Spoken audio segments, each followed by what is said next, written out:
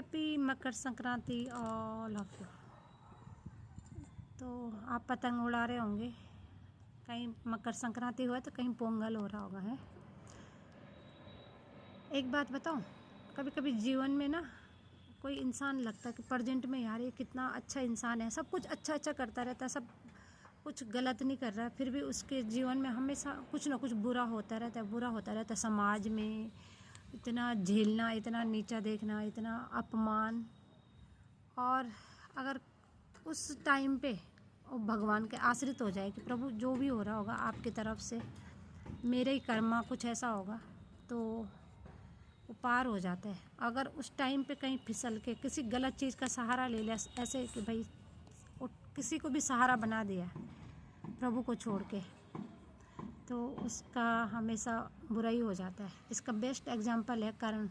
देखो, कर्ण की कोई गलती नहीं थी ना, वो द्रौपदी ने ट्रायल कर लिया अपने वरदान का, तो उसमें कर्ण की क्या गलती थी? बेचारा इतना बलवान, इतना वीर, इतना दानवीर, इतना मतलब क्या, इतना अद्भुत इंसान, और पूरा जीवन भर कितना झेला, इतना अपमान, खून के घूंट पी के रहना पड़ा कर्ण को। हमेशा सूद पुत्र, मतलब इतना योग्य होने पे भी धनुर्विद्या में अर्जुन कुछ भी नहीं था कर्ण के आगे। लेकिन जब वहाँ कौरव पांडव का वो दीक्षांत समारोह हो रहा था, जो भी, जब वो गुरुकुल से लौट के आते हैं और देखते हैं, अपनी योग्यता का प्रदर्शन करते हैं, तो कर्ण बोलता कि मुझे भी अपनी धनुर्विद्या दिखानी है। तो सब उसको कितना अपमानित करते हैं ना कि भाई तू सूद पुत्र है, तो रथ हाँक ले राजकुमारों का, तू कैसे कर सकता है यहाँ इनके साथ पार्टिसिपेट। तो उसमें उस बेचारे की क्या गलती थी? उसके तो उसे क्या पता, अब उन्होंने फेंक दिया, बह गया, उस अधिरथ ने पाल लिया, तो उसमें कर्ण की थोड़ी गलती थी। लेकिन हमेशा अपमान, और उस अपमान में दुर्योधन ने उस मौके को कैच कर लिया, गलत आदमी ने सहारा दे दिया ना, ऐसे भी। और उसको निभाने के लिए हमेशा कर्ण ने ना अपनी जान की बाजी लगाकर लास्ट में इतना वो सहन करने के बाद, इतना दर्द झेलने के बाद उसका कर्जा चुकाया कितना।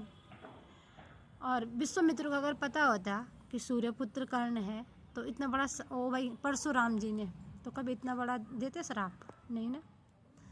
और वो भी अनजाने में इतना बड़ा श्राप उसको मिल गया कि तेरी जो सीखी हुई विद्या है सही मौके पे तुम भूल जाओगे जब जरूरत होगी। लास्ट में कृष्ण भगवान जब शांति दूत बन के हस्तिनापुर आते हैं, तो कर्ण को सारा कुछ बता दिया कि भाई तुम कौन हो, कैसे तुम ये हो, और आज भी अगर तुम तैयार हो पांडवों की तरफ आओ, तो युधिष्ठिर आज तुम्हारे चरणों में अपना मुकुट रख देंगे। लेकिन कर्ण ने बोला नहीं, मैं अपने मित्र के साथ दगा नहीं कर